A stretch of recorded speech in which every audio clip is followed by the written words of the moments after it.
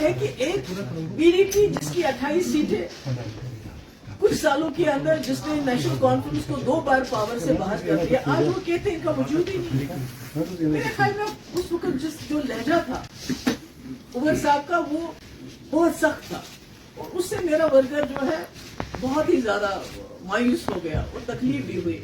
तो आज मैं किस मुंह से जाके वर्कर को बोलूंगी कि उमर साहब कहते हैं जी पीडीपी को कैंडिडेट नहीं उठाना चाहिए, उनको हमें सपोर्ट करना चाहिए। ये क्या ये आसान है? जब आसान था तब तो इन लोगों ने किया नहीं, जब इनको ऐसा करना चाहिए था तब तो किया नहीं। और जब आप घर में किसी को बड़ा बनाते हो, मालिक बनाते हो, जज बनाते हो, तो जज का फर्ज बनता है वो जाती जो मफादात से ऊपर उठ के फैसला करे और इंसाफ का फैसला करे। तो मुझे लगता है मुझे आज आपके साथ ये बात इसलिए भी करनी पड़ी क्योंकि हर तरह से मेरे वर्कर फोन कर रहे हैं, बहुत मतलब वो मायूस हो गए कि ये क्या हो रहा है, इन्होंने तो हमारी इतनी बेइज्जती की है तो हम क्या लड़ नहीं रहे। तो इसलिए मैंने सोचा कि आप लोगों के साथ बात हो जाए। देखिए पीडीपी तो इन्होंने तो हमारे पास कोई रास्ता ही नहीं रखा।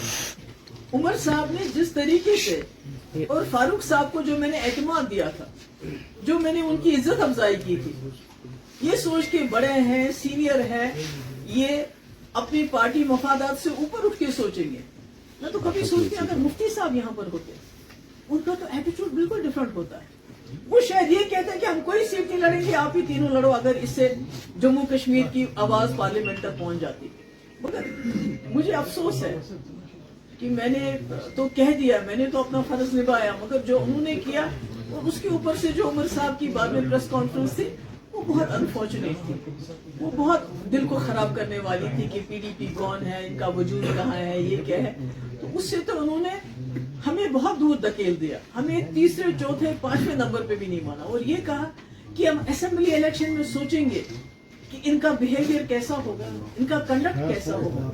तो ये तो मुझे लगता है कि ये जाती थी, खासकर मेरे वर्कर के साथ जो बहुत मुसीबत में मेरे साथ इस वक्त चल रहा है, जबकि सारी एजेंसीज का दबाव, हर मुश्किल उसको सहनी पड़ रही है और मेरे पीछे वो चट्टान की तरह खड़ा है। तो उसके लिए ये बेइज्जती मेरी नहीं थी बल्कि मेरे वर्कर की बेइज्जती की उस वक्त उमर साहब ने, वो सब कुछ कह के।